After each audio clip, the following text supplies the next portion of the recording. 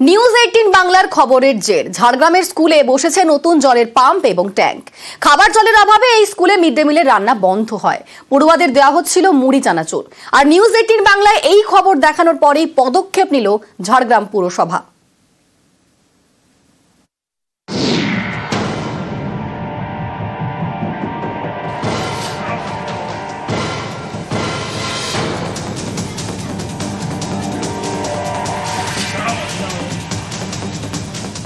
ঝাড়গ্রামের ঘোড়াধরা এখানেই new township প্রাথমিক বিদ্যালয়।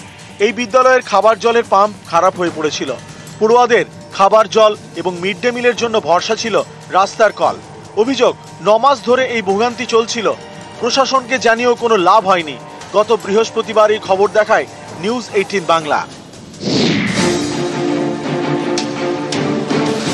খবরের জেরে তৎপর ঝাড়গ্রাম পুরসভা। রবিবার নিউ টাউনশিপ প্রাথমিক বিদ্যালয়ে নতুন জলের পাম্প বসানোর কাজ শুরু হয়েছে। নতুন জলের ট্যাঙ্ক বসানোরও আশ্বাস দিয়েছে পুরসভা। পৌরসভা থেকে আমাদের নতুন বোরিং করে দেওয়া হচ্ছে এবং নতুন পাম্পও বসিয়ে দেওয়া হচ্ছে। আর কোনো জলের সমস্যাও থাকছে না। জল শুধু তেষ্টা মেটায় না, অনেক কাজই জল দরকার হয়। সেটাই ছিল না ঝাড়গ্রাম নিউ টাউনশিপ প্রাথমিক বিদ্যালয়ে। জলের অভাবে মিড ডে মিলের রান্না বন্ধ হয়ে যায়। পড়ুয়াদের মিড ডে মিলে মুড়ি চানাচুর দেওয়া হয়। গত বৃহস্পতিবার এই খবর দেখায় নিউজ 18 বাংলা। তারপরে স্কুলের জল যন্ত্রণা মেটাতে তৎপর হয় ঝাড়গ্রাম পুরসভা।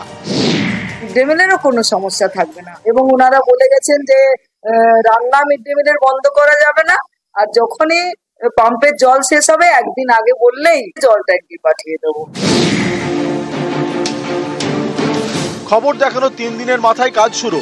এতেই অনেকের প্রশ্ন, এতদিন কেন স্কুলের পাম্প নিয়ে তৎপর হলো না পুরসভা? তাহলে তো পড়ুয়াদের এত ভোগান্তি হতো না। ঝাড়গ্রাম থেকে রাজু সিং, নিউজ 18 বাংলা।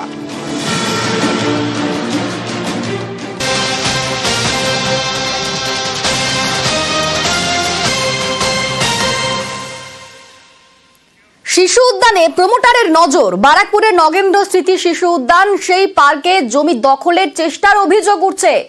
দলবল নিয়ে পার্ক দখলের চেষ্টা, দেখুন সেই ছবি। আর পার্ক বাঁচাতে প্রতিরোধ।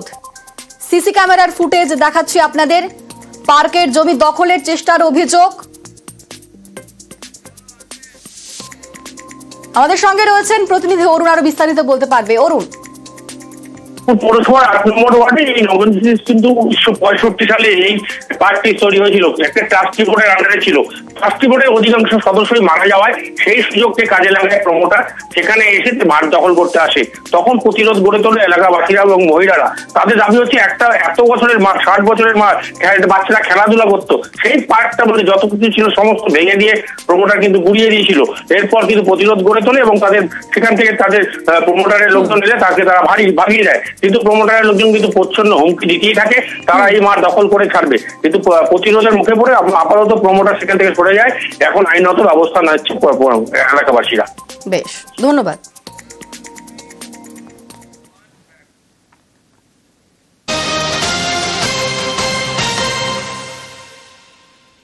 আর এবার নজর রাখবো ভাতারের দিকে। সেখানে দেদার গাছ কাটার অভিযোগ উঠছে।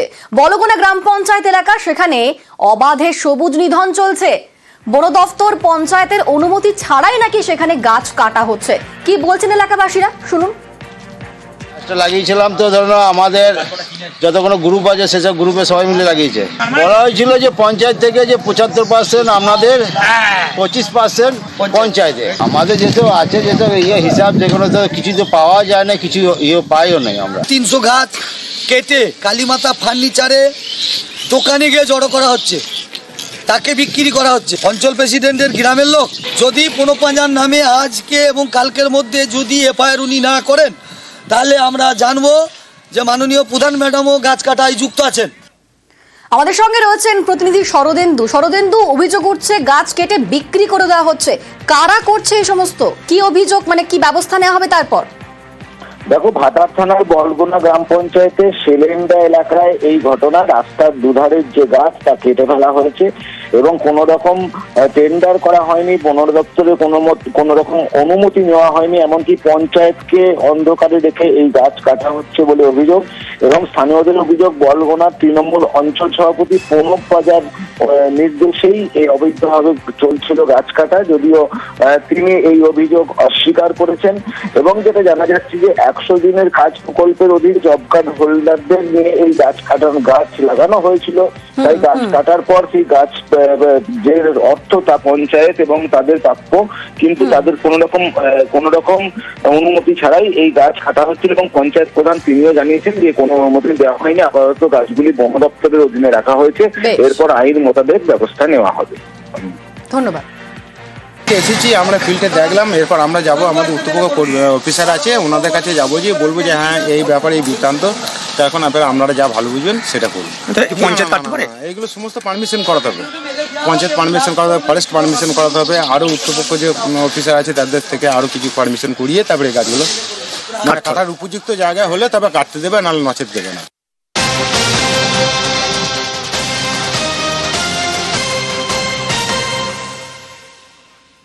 ডেবরার চকসাহাপুরের বাসিন্দা আশিস ভক্তা ত্রিপল টাঙিয়ে শিশুকে নিয়ে কোনো মতে দিন গুজরান চলছে তার।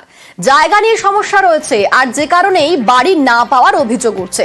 আর এও অভিযোগ উঠছে যে বারবার প্রশাসনকে জানিয়ে সহযোগিতা পাচ্ছেন না তারা, তবে বাড়ি পাবেন তিনি, এমনটা আশ্বাস মিলেছে। কিভাবে তিনি বাড়ি পাবেন? আমাদের সঙ্গে রয়েছেন প্রতিনিধি দিগ্বিজয়। দিগ্বিজয়, কিভাবে সমস্যার সমাধান হবে, কবে বাড়ি পাবেন তারা? দেখো, ইতিমধ্যেই কবে বাড়ি পাবে সেটা নিয়ে যদিও অনিশ্চয়তা রয়েছে, কিন্তু একটা সুরাহা বেরিয়েছে যে পশ্চিম মেদিনীপুর জেলার ডেবরা ব্লকের 6 নম্বর জলিবান্ধা গ্রাম পঞ্চায়েতের চকসাহাপুর এলাকার বাসিন্দা আশিস তার মামার বাড়িতে নিজ স্ত্রী এবং কন্যা সন্তানকে নিয়ে ত্রিপল টাঙিয়ে বছরের পর বছর দিন কাটিয়েছে, ঝড় বৃষ্টিকে পার করেছে। সমস্যা ছিল, সেই সমস্যার খবর জানতে পেরে পশ্চিম মেদিনীপুর জেলা পরিষদের কর্মাধ্যক্ষ শান্তি টুডু তার বাড়িতে গিয়ে দেখা করেন, কিন্তু সেখানে গিয়ে তিনি জানতে পারেন যে ওই ব্যক্তির নিজস্ব কোনো জায়গা নেই, সেক্ষেত্রে সরকারি পরিষেবা পেতে সমস্যা হচ্ছে। তারপরে তিনি তার পরিবারের সঙ্গে কথা বলেন এবং জানতে পারেন কিছুদিন আগে তার মামা তাকে কিছুটা জায়গা দিয়েছে। অর্থাৎ জায়গা পেয়ে যাওয়া মানে এবারে কিন্তু ওই ব্যক্তি সরকারির বাড়ি, অর্থাৎ রাজ্য সরকারের যে প্রকল্প রয়েছে সেই বাড়ি পেতে পারেন, এমনটাই জেলা পরিষদের কর্মাধ্যক্ষ আশ্বস্ত করেছেন। কবে হবে তা এখনো পরিষ্কার। ধন্যবাদ।